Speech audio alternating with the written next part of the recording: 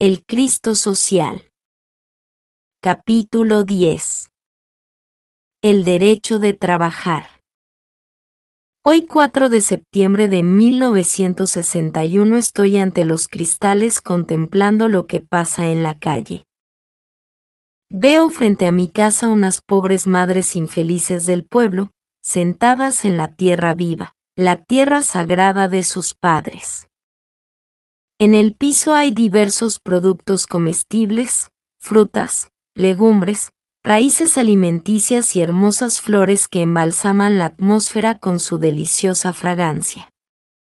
Algunos bellos niños semidesnudos juguetean alegres alrededor de sus pobres madres que afanosas tratan de vender a los vecinos aquellos productos de la tierra. Estas pobres mujeres necesitan alimentar a sus pequeñuelos. Estas infelices necesitan vestir a sus niños semidesnudos, y por eso están trabajando en plena calle. Están en pleno ejercicio de un derecho, el derecho de trabajar. Algo sucede de pronto entre el tumulto de vecinos, mujeres que venden, y niños que alegres jugaban. Un carro se ha detenido y un hombre elegantemente vestido desciende amenazador sobre estas infelices e indefensas madrecitas que aterrorizadas recogen con afán legumbres, frutas y flores para huir horrorizadas ante el elegante caballero que las increpa, insulta y humilla. Los niños se prenden a las faldas de sus pobres madrecitas, y luego todo queda desierto como si en ese lugar no hubiera pasado nada. El infame caballero satisfecho de su valentía se mete entre su coche y se aleja velozmente por las calzadas de la ciudad.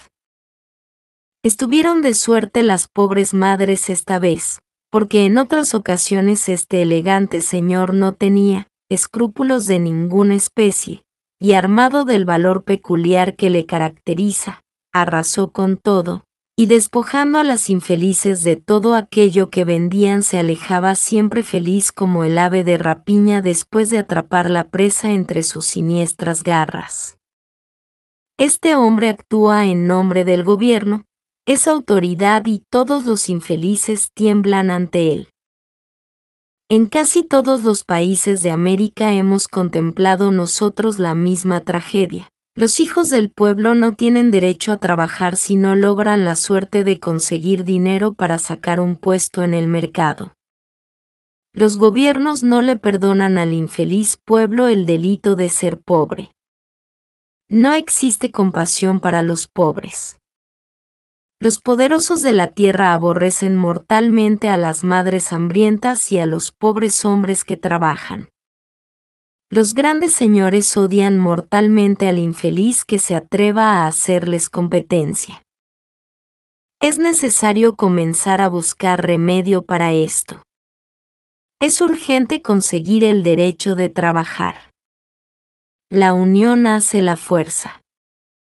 Así como existen gremios de distintas clases muy bien organizados y con maravillosos sindicatos, así también estas pobres madres y estos pobres hombres que no tienen dinero para alquilar puestos en los mercados deben sindicalizarse, formar sus sindicatos, pagar sus abogados defensores e iniciar luego la lucha pasiva por el derecho de trabajar. Debe iniciarse una lucha sin violencia, sin resistencia al mal. Si el mal se le opone al mal, toma entonces más fuerza. La violencia solo conduce a los seres humanos al fracaso. Es necesario luchar con paciencia y con inteligencia. Los vendedores ambulantes unidos pueden hacer huelgas de hambre públicamente y en grandes grupos. Huelgas pasivas, silenciosas. Desfiles pacíficos de protesta sin gritos de ninguna especie ni violencias de ninguna índole.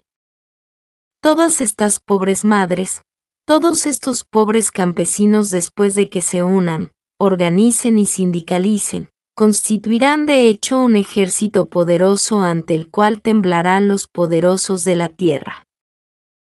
Nosotros debemos hacer labor de propaganda entre estos pobres infelices a fin de organizarlos para la batalla. Trabajar no es un delito.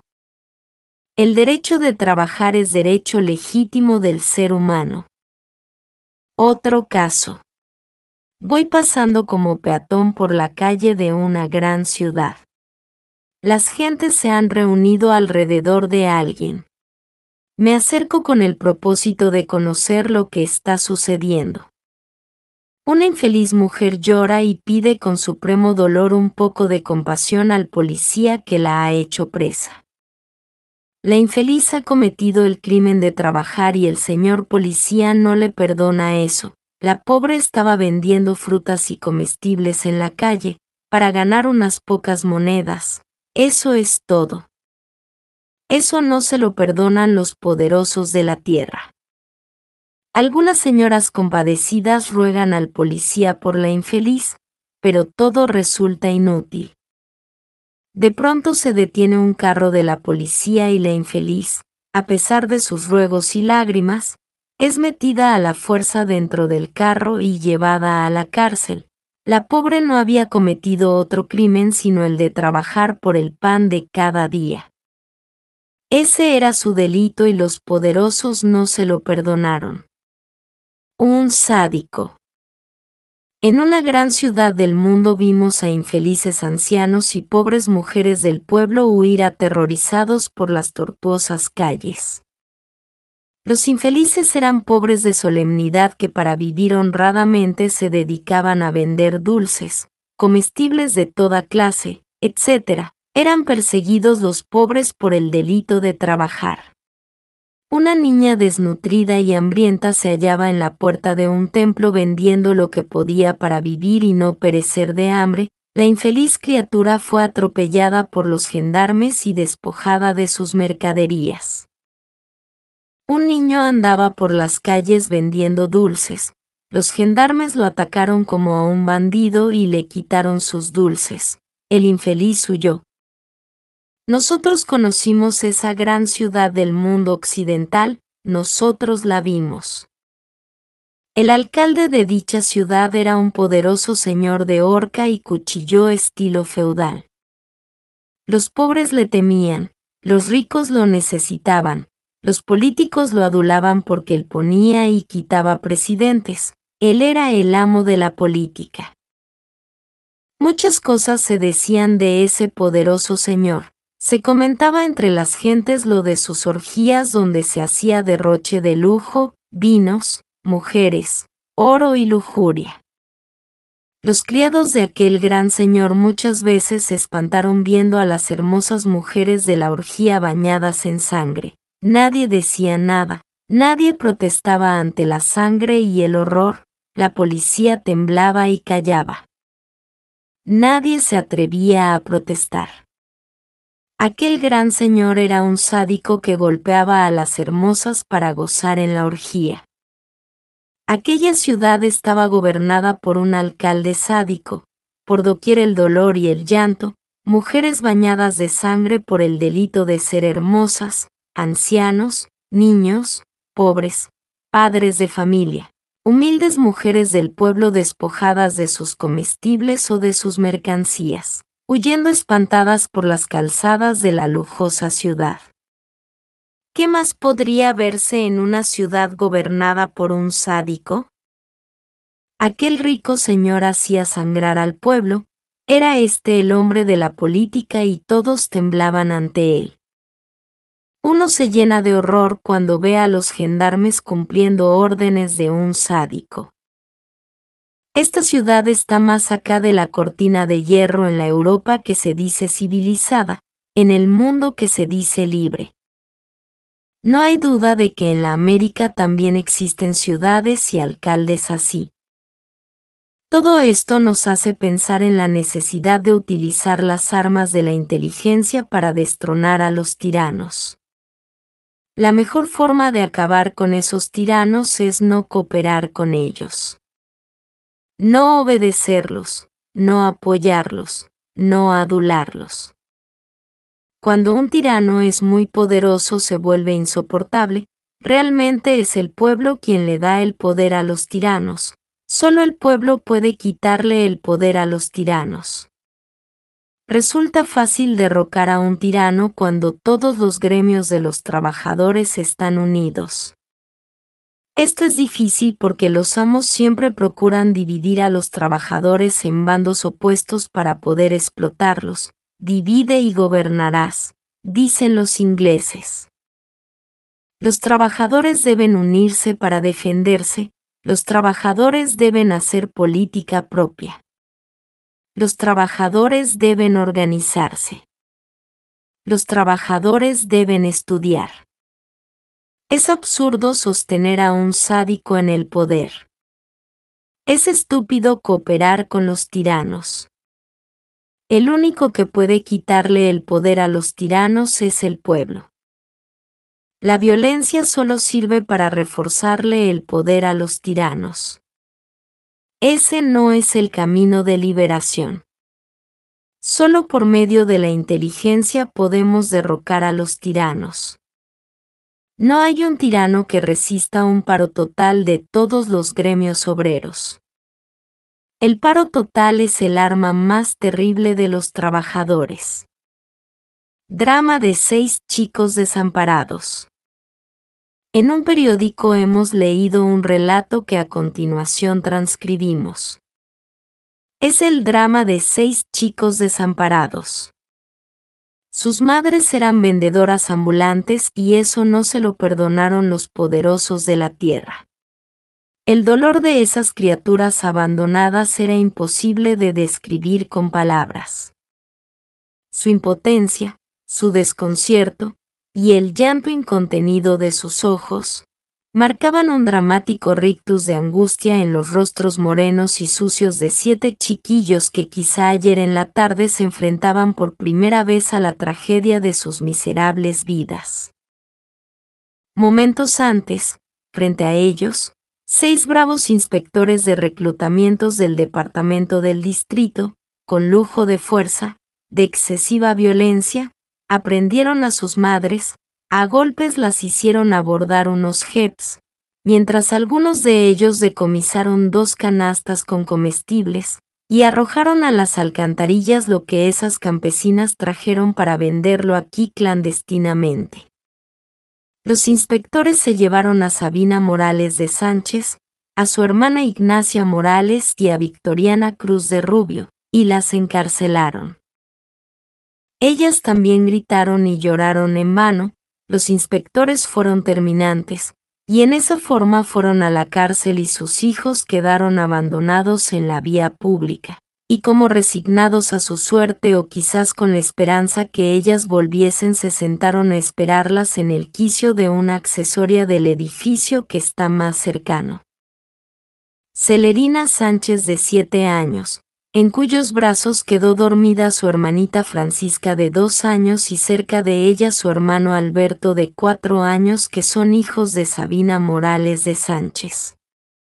Pedro Rubio Cruz, de 6 años, quien tenía en sus brazos a su hermanita Rosa, de escaso año y medio, hijos de Victoriana Cruz de Rubio, así como Faustino y Victoria Morales, de 4 y 5 años, respectivamente, hijos de Ignacia Morales. Otras comerciantes establecidas en esa calle, cerca de una terminal de autobuses, aseguran que las 3 campesinas regularmente vienen los domingos a vender sus comestibles. Los mayorcitos parecen confirmarlo también. Los inspectores de reglamentos que iban a bordo de los jeeps grises, seguramente cumplieron su deber. Con la virtud del deber también se puede dañar a muchos. En forma por demás cruel e inhumana, dejaron abandonados en la vía pública a esos chiquillos, los que a las 15 horas todavía no habían probado alimento, y ni siquiera podían presumir su suerte futura o inmediata. Media hora después, ante los llamados del público, llegó a ese sitio una camioneta panel de la policía preventiva, con la orden de recoger a los niños y llevarlos al lado de sus madres. Esta vez los pequeños se enfrentaron a una cruda experiencia, cuando los mayorcitos, Celerina Sánchez y Pedro Rubio, sospechaban que también iban a ser encarcelados. Ignorantes de los propósitos de esos policías, todos rompieron en llanto y merced a los consejos de muchos testigos, los niños aceptaron abordar el carro policíaco. Las tres madres fueron conducidas a la cárcel donde se les impusieron multas de 1,500 pesos a cada una que, como es natural, no podrán pagar. Hasta aquí el mencionado artículo periodístico. Así es como los poderosos del capital tratan a los hijos del pueblo. No existe piedad para nadie porque el capital es cruel y despiadado. Lo que más horroriza es el corazón de piedra de esos inspectores. Tratando a los infelices trabajadores ambulantes como a bestias indignas de compasión. Es horrible pensar que todavía existen en el mundo verdugos asalariados cuyo trabajo consiste precisamente en atormentar a los infelices que trabajan. Es increíble que todavía haya en la vida seres así de irresponsables. Lo peor del caso es que el empleo no dura toda la vida, y salen del empleo después de haber llenado de dolor el mundo. No quieren darse cuenta esos verdugos asalariados que sus víctimas son sus hermanos, y que la sangre que corre por sus venas, corre también por las venas de sus víctimas. Nos llenamos de horror ante tanta infamia. Se persigue a los que no pueden pagar un puesto en los mercados públicos, pero se adula y se la hace la barba a los poderosos señores que roban millones de pesos a los pueblos. Así es como los capitalistas abonan el terreno y lo preparan para que en él germine la flor inmunda del comunismo. Los poderosos crearon el monstruo del comunismo.